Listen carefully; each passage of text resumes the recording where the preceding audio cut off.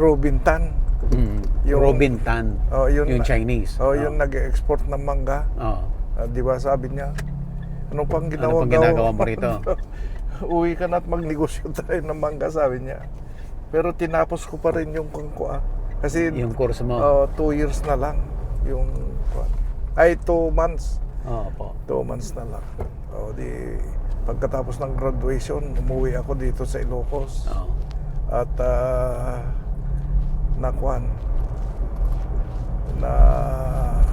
tama-tama naman, harvest time. Pagdating ko dito, meron ng isang truck na ready for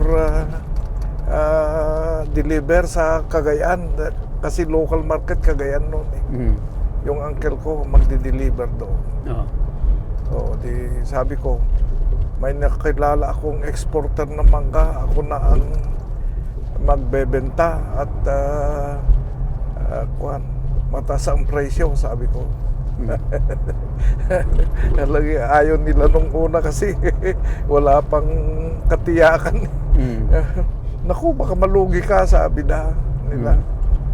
Hindi, sabi ko, ipagkatiwala na lang ninyo. Wala akong kapera-pera. Iniluwas ko yung mangga. Ang kuwan ko na lang yung pagbentahan ko, doon ko nakukunin yung arkila ng truck. Ang problema ko, nung dumating na doon sa exporter, nako, reject na lahat. Kasi mahihinog na. Ilang araw pa lang pinitas. Pero ang gaganda ng mangga, magaganda, pang-export talaga. Yung nako, nagka-problema na ako. Saan ko nga ibebenta? Dadalhin ito. Sabi ko, wala pa naman akong experience sa mangga na magluwas ng mangga.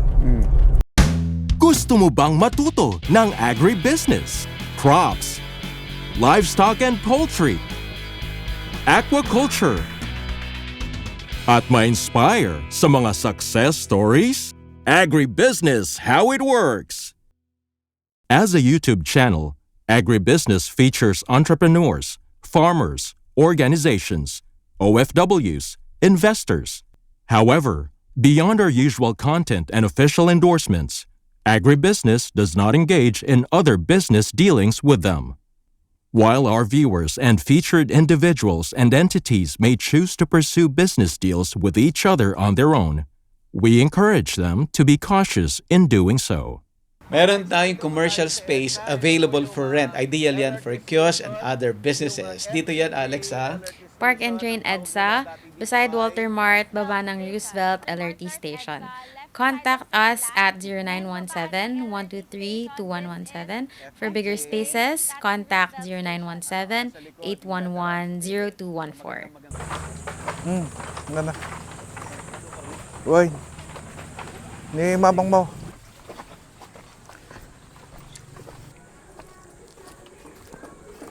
Malalaki ng bahay nila. Mga seaman ang Mga seaman. Naumpisan na namin ito kahapon. Marami na harvest kahapon, sir. 200 crates. Makalakad kayo? When, sir?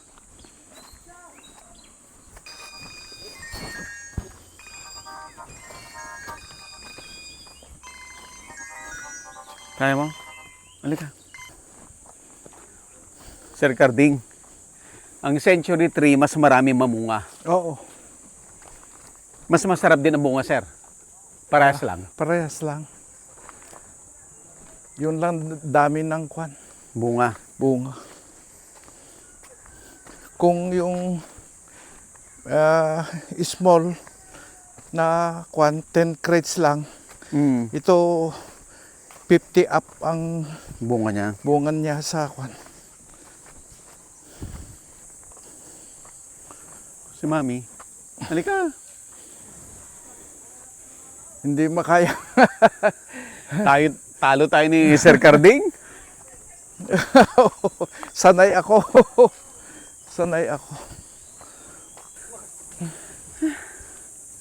Adupay. Marami pa. Adupay, sir. Ito, mga Napitasan na nila kahapon yan. Ito.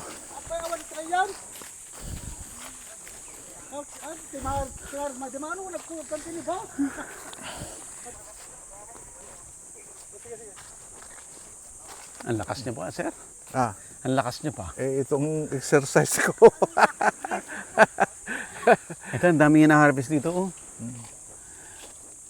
Isa yung mga nadaanan natin, halos tapos na. Konting-konti na lang. Diyan, natapos na yan.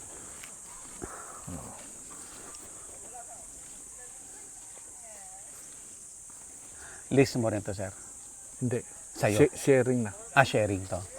Oh.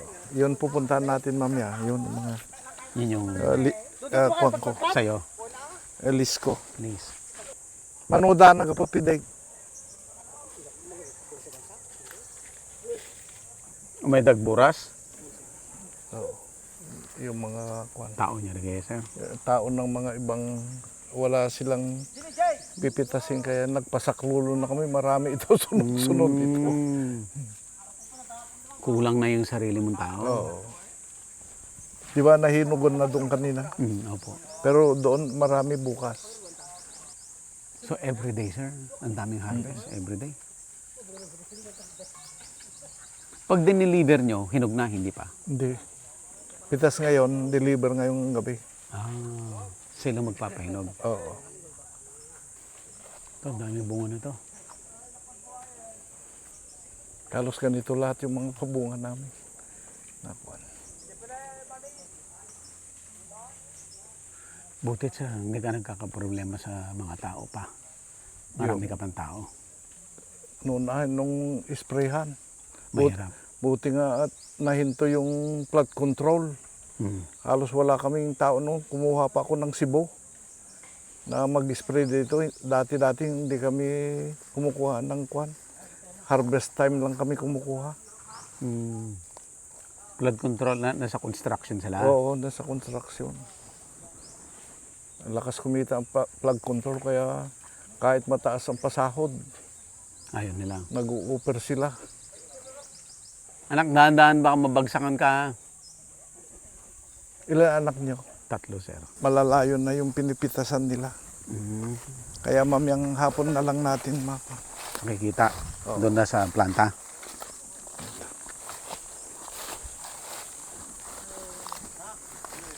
Kasaladig ito ini, sayang ni. Oo. Taga saan pala kayo? Marunong ka Ilocano? Pangasinan, sir. Ay, Pangasinan ka. Ilocano kami siya eh. Kagaya nito, hindi na pwede. Hindi na. Sayang.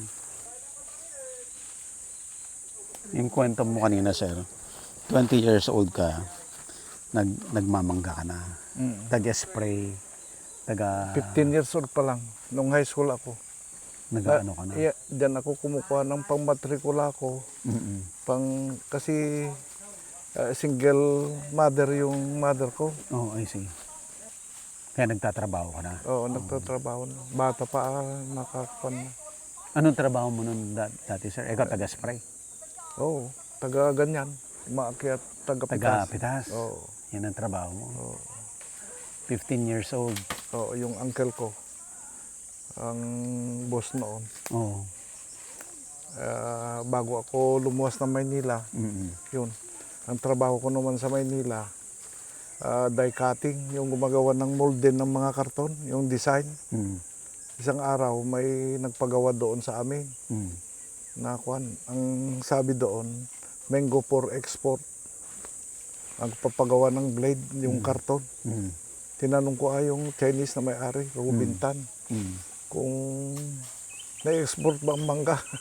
Sabi ko, oo naman, bakit sabi niya? Itong trabaho ko nasa probinsya ako. Maganda ba ang mangga doon sa inyo? Sabi niya, maganda sir. Sabi ko, ano pang ginagawa mo dito sa Maynila? Umuwi ka na. Magnegosyo tayo ng mangga, sabi niya. Sabi niya? Oo. 2 months pa bago ako graduate sa Bachelor of Science in Marine Transportation. Pagka-opisyal na barko. Ang tagal kong pinagdesisyonan yon kung uuwi ako o mag-a-apply ako ng kwan. Trabaho. Trabaho sa barko. Yung parang may humila sa akin na Umuwi ka na. umuwi na lang ako. So naging kanegosyo mo yung Chinese, sir? Oo. Ang tagal hanggang ngayon. Hanggang ngayon? Hanggang ngayon. Siya pa rin ang Pero wala na katransak mo? siya sa export. Siya na ang nagpapasok yung mga processing ko sa Propods. Kasi kaibigan niya yung may-ari. Ah, okay. Nakikiporsyento na lang, piso 1 kilo. Ganun. Sinusupplyan mo pa rin siya? Oo. Dalawang truck sa isang araw. Sa ngayon.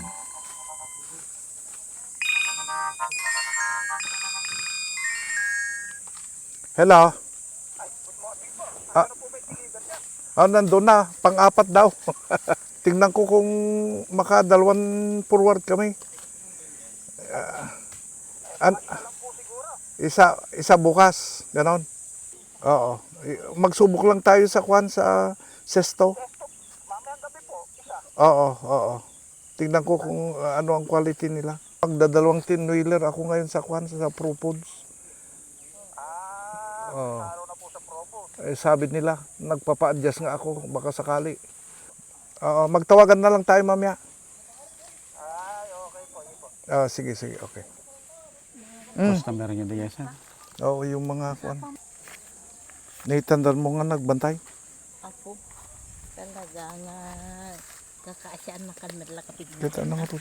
alakit idi o bingtay pa lang kayo matlag nag-spray. Bata pa kami. Talaga na. Bata pa kayo. Ganito ng trabaho niyo rin. Oo. Hindi siya ang Ang nagbabantay tatay dito. ko ang nagtatanim. Kami nga rupay, kiti. Dagiti vlogger da. Ayan, may da-vlog dagiti ko. Vlogger. Why? Kasra. Di agriculture. Agriculture. Ay, agriculture. Mayat Kami, Alam mo, bumaba ako. Why? Manutaw mo? Iikit 74 kon. Ay, sabihin. Mga 74 na. Nagtatrabaho ka pa rin. Oo. Ilocano. Ilokahoy. Ilokahoy. Tatay ko ang nagtatanim. Nagtanim. Tenant nila yung tatay mo. Oo, noon. Hanggang ngayon, ikaw pa rin. Oo. Nakapanganak ako ng 10 ang anak niyo. Oo, 8 lalaki at 2 babae. Masipag yung asawa niya. Okay na to. Dadali na sa baba. Pero mabigat yan. Mabigat, no? Nakihilo na ako at matanda na ako. Ilan taon na ba kayo? 74. 74. Nagaganyan dito pa kayo sa bundok? Ano pa ito? Oo. Ganyan ang Ilocano. Yan ang Ilocano. Parang Mabait. anak kami. Mabait si Kuya Carding. Oo, mabait daw. Hawak ka sa akin, ha? Apo. Asan yung bahay mo? Yung unang bahay namin ito. Ito. Oo. May second floor pa yan. Noon. Mm-mm. Anong nangyari? Na bagyo. Noong 1978. 1978? Yung mga bata ko alilig pa sila. Asan ang bahay mo ngayon? Diyan sa baba. Ang bahay mo ito? Oo, ay bahay. Ito ang bahay. Malaki pala eh. Naka-aircon ka pa eh. At dito, inda. Oo. Sige na, thank you Tignan mo yung mga bahay. Kahit malit ang daming bunga. Oo. Sa'yo rin to, sir? Oo.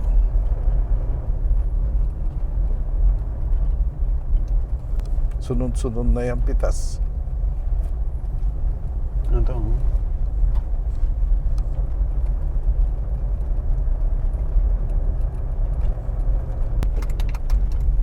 All in all, sir, ang lahat ng area mo, ilang puno?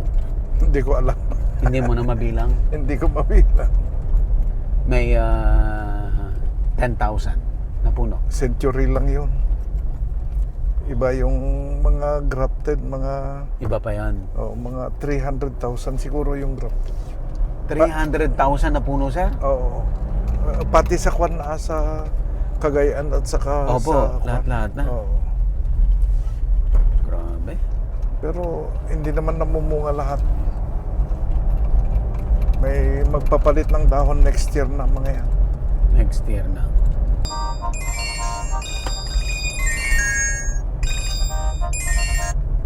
Hello?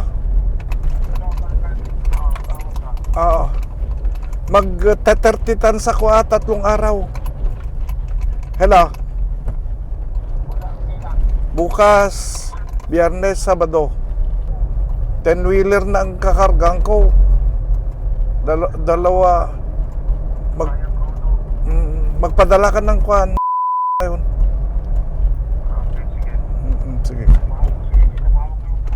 Manghugot ka muna doon sa time deposit mo.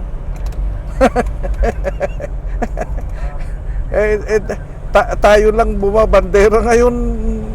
Suportahan mo ka sa kas. Okay. Mga buyer mo yan, sir. Oo. Ilan ang buyer mo, sir? Ito ang pinakamalaki. Ito yung pinakamalaki. Oo. Anong kumpanya to? Jubin. Siya nagpapasok sa Propods. Oh. Siya nagkakas kasi 15 days to 30 days yung kwan, yung Yung kumpanya. hindi ko kakayanin yan kasi nag-i-spray pa kami. Papaluwalan ka na niya. Hindi, yung bayad nung deliver mo, babayaran na niya. Oh, I see. Sa resibo kami magkakamputan. Ito malaki ito, 25 hectares ito. Ito yung 25 hectares. Oo. Wow.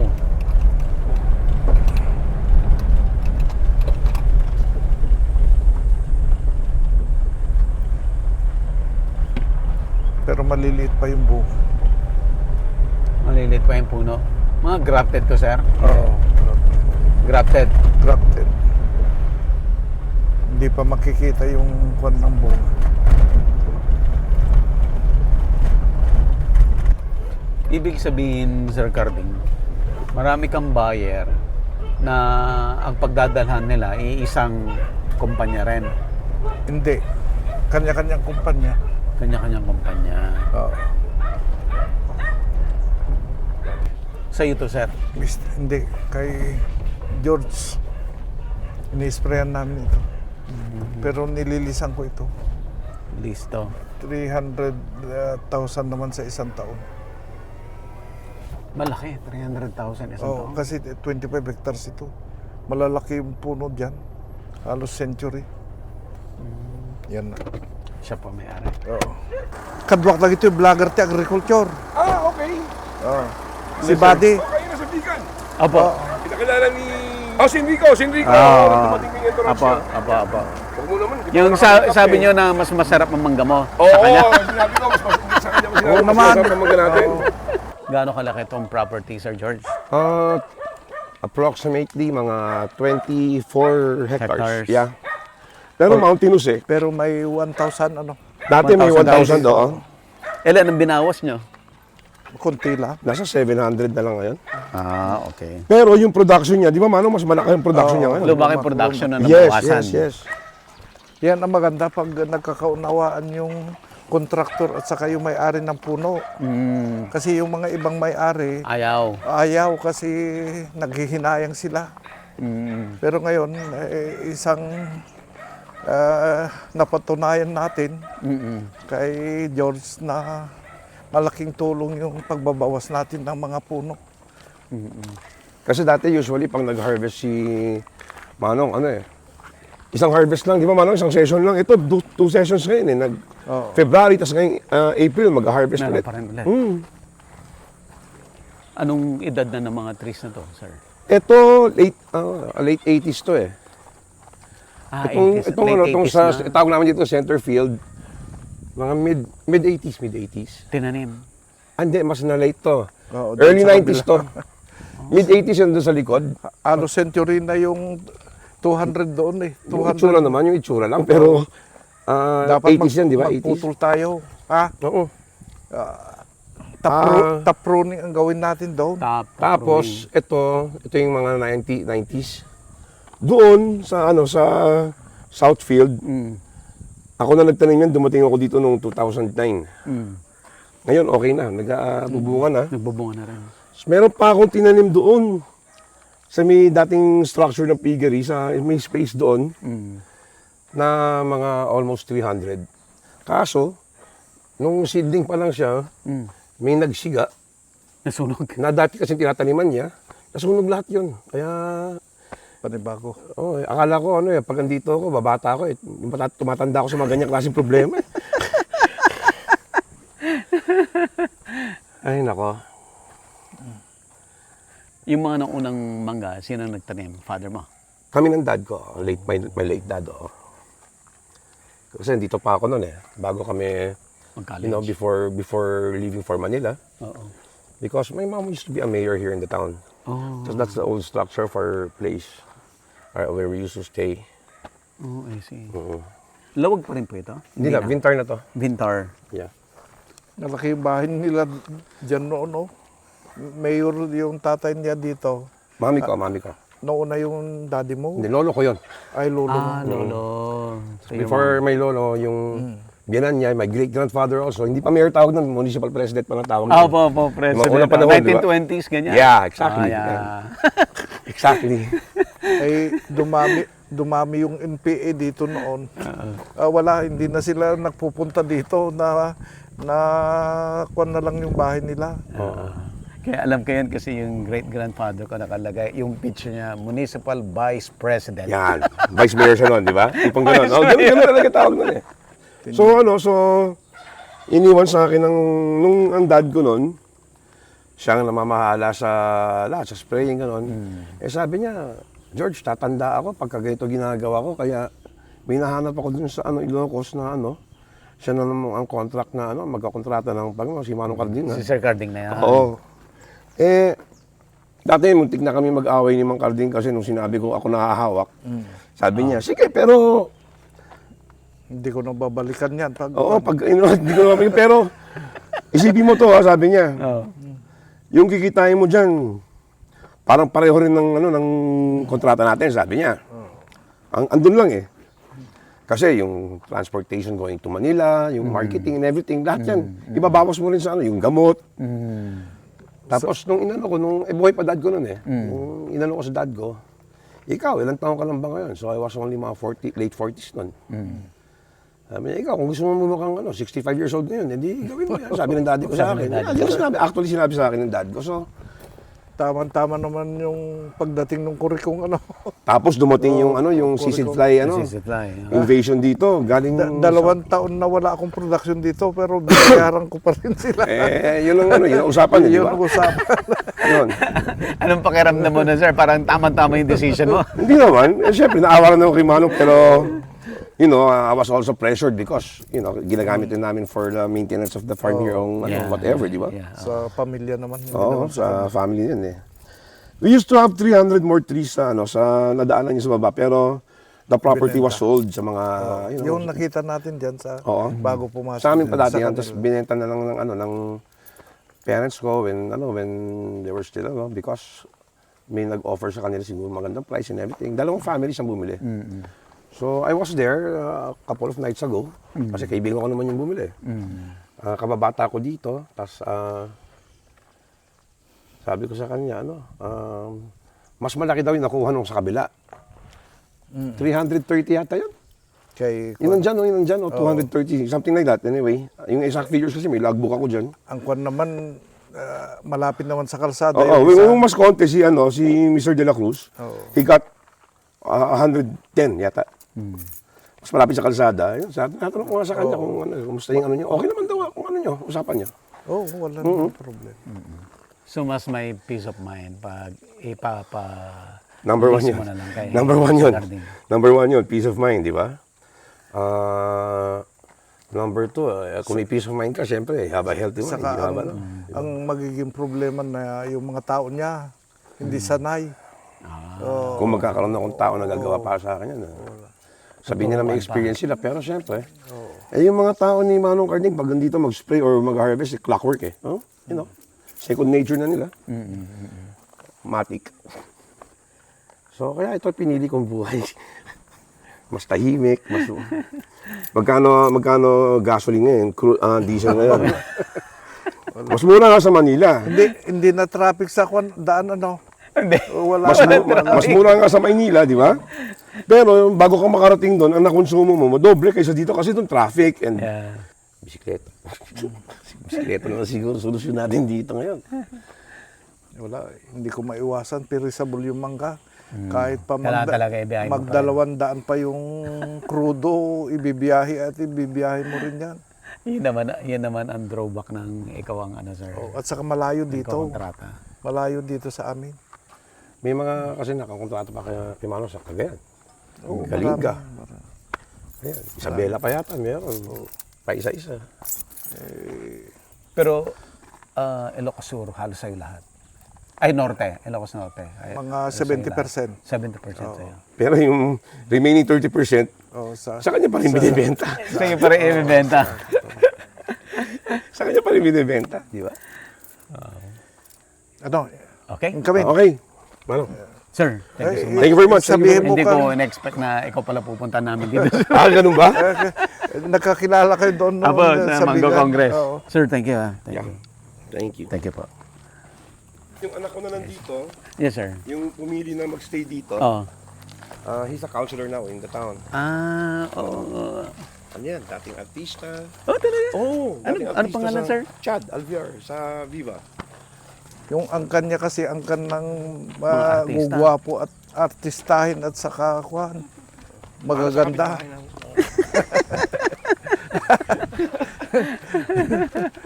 Hindi ka nag-politics, hindi ka nag-mayor. Ayaw mo, sir. Nung kabataan ko nun, ako naman ang dito. Ex-officio ng kabataan barangay pa nun. So, tama ng experience sa akin yan. Ito, sir, part pa to. Kanya. Hindi na. Iba na rin to. Ibang may-ari. Pero kami pa rin nag-i-spray. Lahat dito.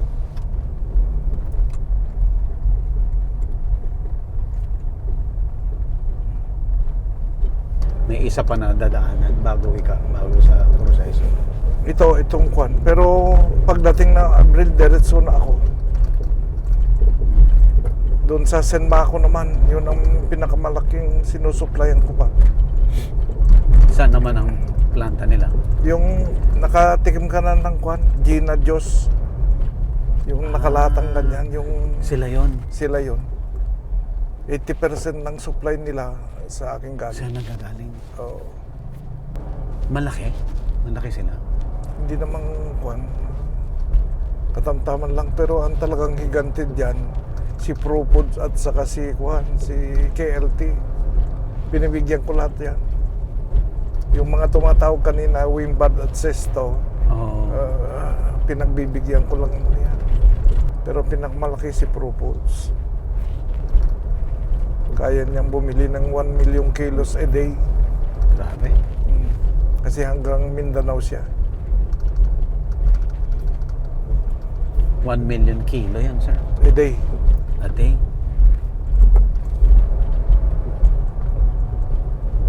Robin Tan. Yung- Robin Tan. Oh, yung Chinese. Oh, yung nag-export ng mangga. Oo. Di ba sabi niya, ano pang Ano pang ginagawa mo rito? Uwi ka na at magnegosyo tayo ng mangga, sabi niya. Pero tinapos ko pa rin yung kungkua. Kasi Yung course mo. 2 years na lang. Yung, ay 2 months. Oo po. 2 months na lang. Pagkatapos ng graduation, umuwi ako dito sa Ilocos. Oo. At nakuan na tamang-tama naman, harvest time. Oo. Pagdating ko dito, meron ng isang truck na ready for deliver sa Cagayan. Kasi local market Cagayan noon eh. Yung uncle ko magdi-deliver doon. Oo. Sabi ko, may nakilala akong exporter ng mangga. Ako na ang magbebenta at mataas ang presyo, sabi ko. Ayaw nila nung una kasi wala pang katiyakan. Naku, baka malugi ka, sabi nila. Hindi, sabi ko, ipagkatiwala na lang ninyo. Wala akong kapera-pera. Iniluwas ko yung mangga. Ang kuwan ko na lang, yung pagbentahan ko, doon ko nakukunin yung arkila ng truck. Oo. Ang problema ko, nung dumating na doon sa exporter, Oo. nako, reject na lahat.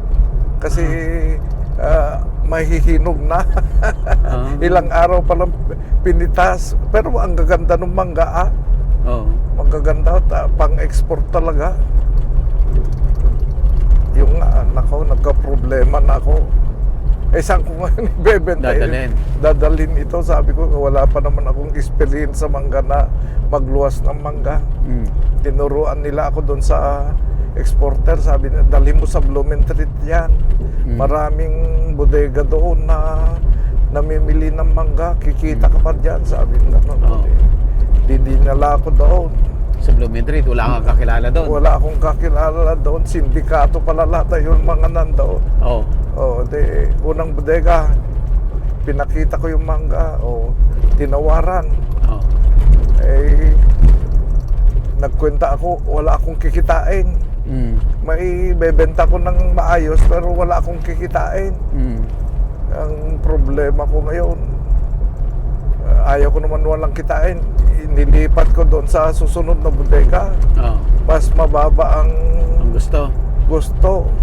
Pagkatapos nung ilipat ko na naman doon sa mga katabi pa, pababa ng pababa yung nila, yung pala nagtatawagan sila sa telepono. Gusto nila akong biktimahin. Di wala itabla ko na lang, ibenta ko doon sa unang. Bumalik ka sa una? Bumalik ako sa una, ayaw na niyang bilhin. Ayaw na niya? Ayaw niya. Kaya alam kong talagang na-set up na ako. Anong ginawa niyo? Di ba yung PMI doon sa Manila, yung pinag-aralan ko, malapit yung bodega nung uncle ko na pinagtrabahoan ko ng die cutting. Nakiusap ako doon, iniyakan yung uncle ko doon kasi nagbabanta na yung may-ari ng truck na ibababa daw sa gitna ng kalsada yung mangga pagkuan. Kasi may backload siya, kailangan niyang may baba yung mangga. Naisip ko yung uncle ko na magmakaawa na ako doon.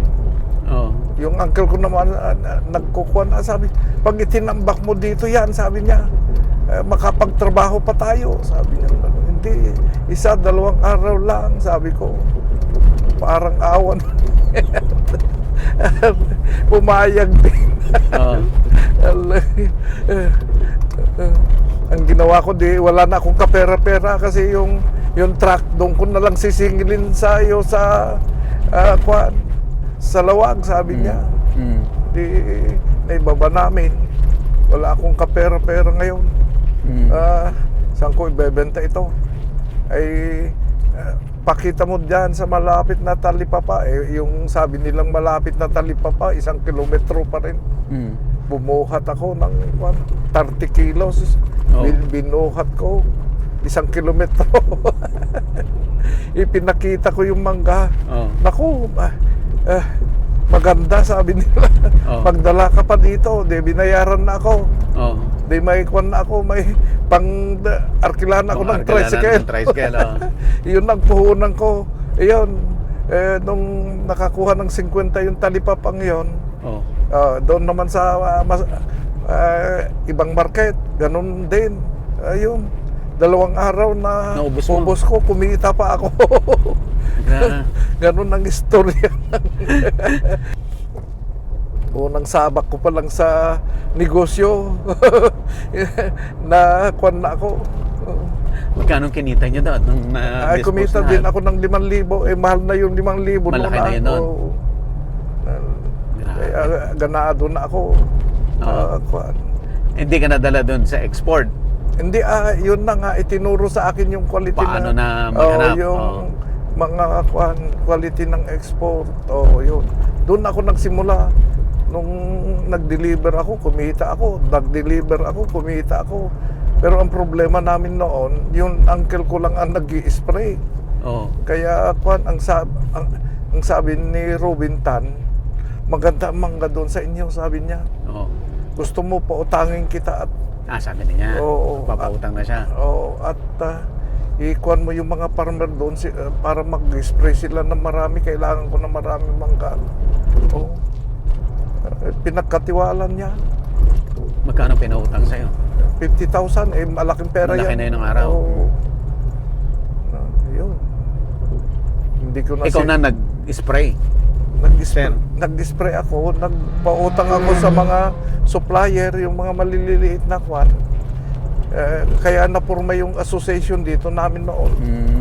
Para kwan. Sa purpose na yun. Ganun ako nagsimula. Grabe. Nung kwan, lumaki na ng lumaki. Yung export, nagkakaroon na ng maraming reject. Kaya naghanap ako ng yung mga processor. Yung nakilala ko sa Senmaco. Si Senmaco, more than 50 years na rin kami Siya ang pinakamalaki, sir. Hindi, yan ang sa volume. Oo, siguro. Kasi sa akin lang naman kumukuha. Yung iba kasi marami silang kinukunan.